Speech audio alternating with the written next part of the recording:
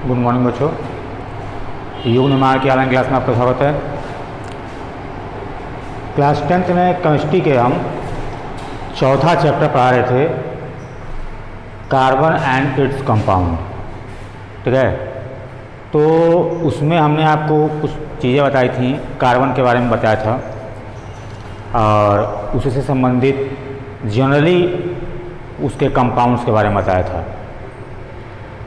Valency के बारे में बताया था कि वो टेट्रावैलेंट होता है। ठीक है, उसके आउटर मोस्ट में 4 इलेक्ट्रॉन होने की वजह से वो टेट्रावैलेंट होता है। अब हम उसके एलोट्रॉप्स के बारे में उस टॉपिक को बाद में पढ़ेंगे, पहले ऑर्गेनिक कंपाउंड के बारे में ठीक से पढ़ा जाए। ऑर्गेनिक कंपाउंड जैसा मैंने टॉपिक यहाँ डाल रखा है, तो वे सारे के सारे कंपाउंड जिसमें कार्बन प्रेजेंट है उसे हम क्या कहते हैं? ऑर्गेनिक कंपाउंड कहते हैं। जैसे CH3 C double bond O CH3 क्या है? ये कीटोन है। CH3 C double bond O OH ये क्या है? कार्बोक्सिलिक एसिड है, ऑर्गेनिक कंपाउंड। ठीक है, सारे alcohol CH3 CH2 OH alcohol हो गया। ये सब क्या है? ऑर्गेनिक कंपाउंड है। तो एक्चुअली कार्बन अब एक कैटेनेशन प्रॉपर्टी रखता है। ठीक है, और उस कैटेनेशन प्रॉपर्टी की वजह से ये बहुत ज़्यादा संख्या में, लाखों की संख्या में अपने कंपाउंड बनाता है। ठीक है, तो इसी कारण से कार्बन के बहुत ही ज़्यादा, लाखों की संख्या में ऑर्गेनिक कंपाउंड हमको ज्ञात हैं। उस आधार पर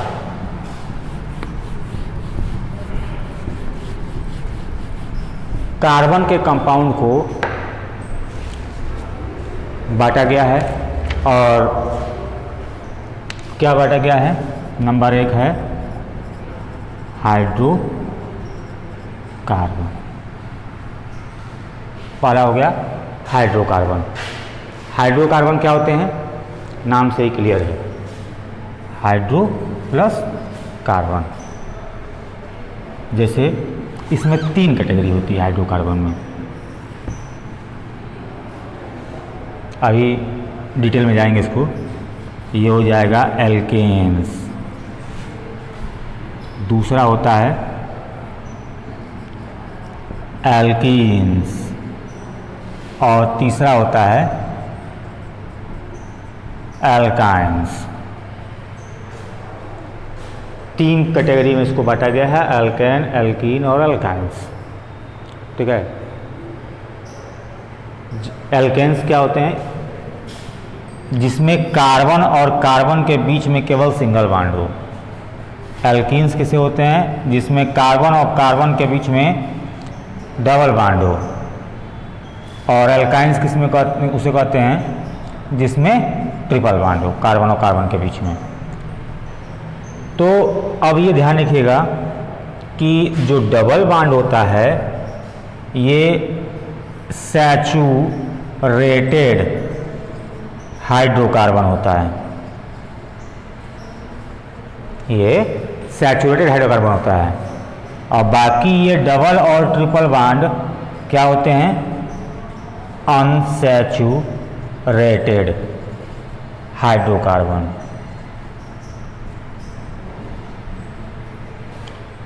डबल और ट्रिपल बॉन्ड दोनों क्या होते हैं? अनसैचुरेटेड हाइड्रोकार्बन होते हैं। तो hydrocarbon are those compounds which are made only carbon and hydrogen. ठीक है, जैसे एल्केन्स का ये 3 भाग में बांटा है इसको, CH4 C2H6। ठीक है, CH4 C2H6। ये मैं केवल अब इस शॉर्ट में बता रहा हूँ, जब इसका टाइम आएगा तो फिर उसको डिटेल में जाएंगे। ठीक है, इसका जनरल फार्मूला होता है C2H2n प्लस 2। ध्यान रखिएगा, एल्केन का फार्मूला। एल्कीन का जैसे इसका एग्जांपल दे रहे हैं C2H4, ठीक, C3H6। जनरल फार्मूला क्या होता है CnH2n। और एल्काइंस, इसका example C2H2, C3H4, C4H6। General formula CnH2n - 2। ये आपके एल्कीन्स और एल्काइंस हैं, ठीक है। मैंने बता दिया कि डबल बॉन्ड और ट्रिपल बॉन्ड वाला क्या है, अनसैचुरेटेड हाइड्रोकार्बन है, और जो सिंगल बॉन्ड है वो सैचुरेटेड हाइड्रोकार्बन है। जनरल फार्मूला मैंने बता दिया CnH2n प्लस 2 किसका है, एल्केन्स का है। CnH2n एल्कीन्स का है और CnH2n - 2 एल्काइंस का है, ठीक है। तो इसमें सब में ध्यान दीजिए कि केवल ये कार्बन और hydrogen, carbon hydrogen, carbon hydrogen, carbon hydrogen, carbon hydrogen, carbon hydrogen, केवल कार्बन हाइड्रोजन से बना हुआ है। तो ये क्या होते हैं, ये हाइड्रोकार्बन होते हैं।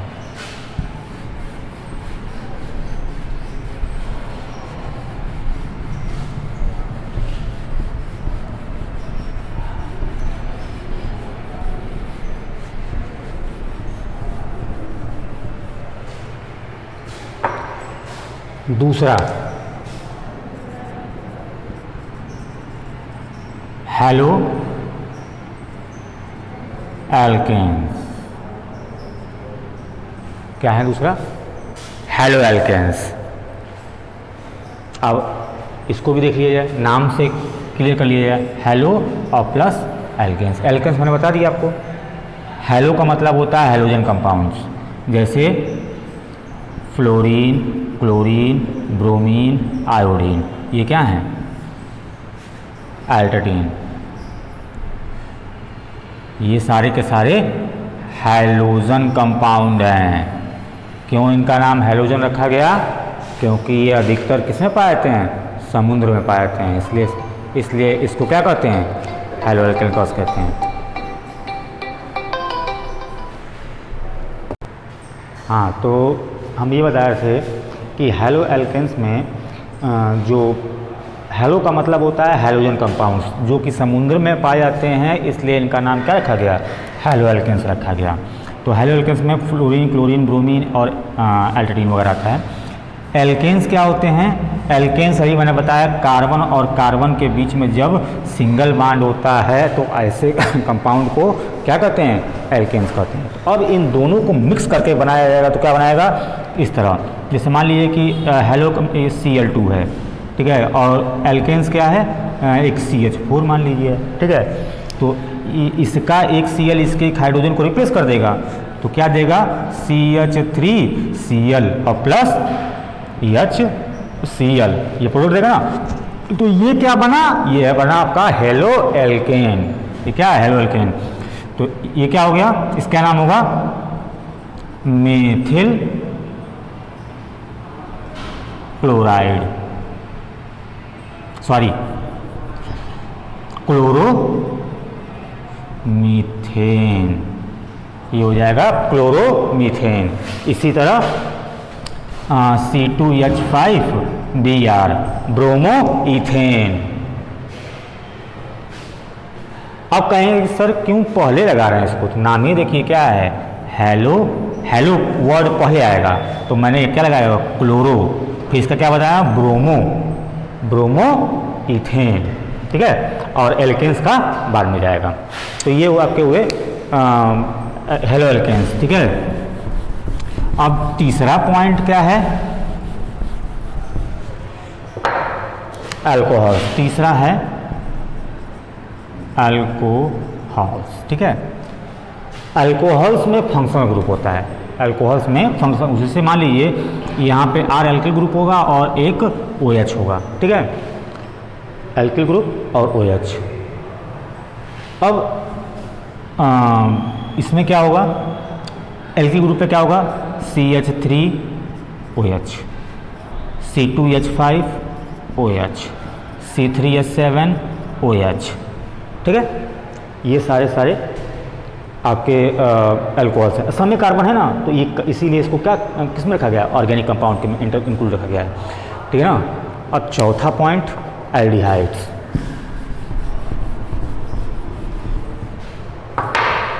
ये हो जाएगा चौथा,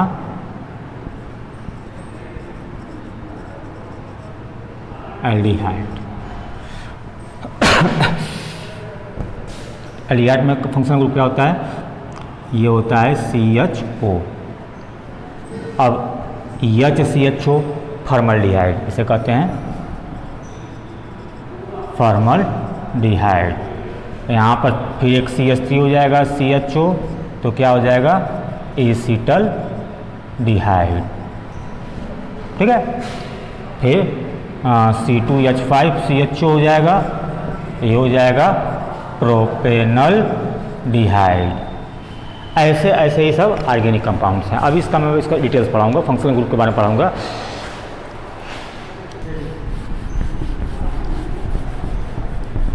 अब पांचवा पॉइंट, कीटोन्स। कीटोन्स में फंक्शनल ग्रुप भी होता है, उसमें भी फंक्शनल ग्रुप होता है C double bond O, CH3 और CH3, आई मीन टू से C double bond O, R dash और R, ये आपका फंक्शनल ग्रुप इसमें होता है, ठीक है ना। तो इसमें देख रहे हैं सब ऑर्गेनिक कंपाउंड है, इसको किस में रखा गया है, ऑर्गेनिक रखा गया है। अगला है कार्बोक्सिलिक, छठवां नंबर है कार्बोक्सिलिक का, छठा नंबर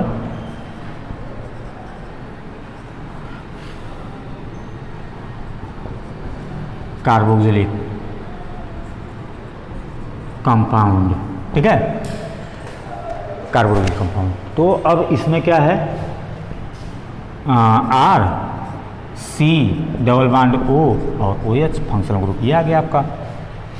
क्या बनेगा, CH3 C double bond O और OH। तो फंक्शनल ग्रुप तो है। अभी क्या इसे कहते हैं, एसिटिक एसिड, ये हो गया एसिटिक एसिड।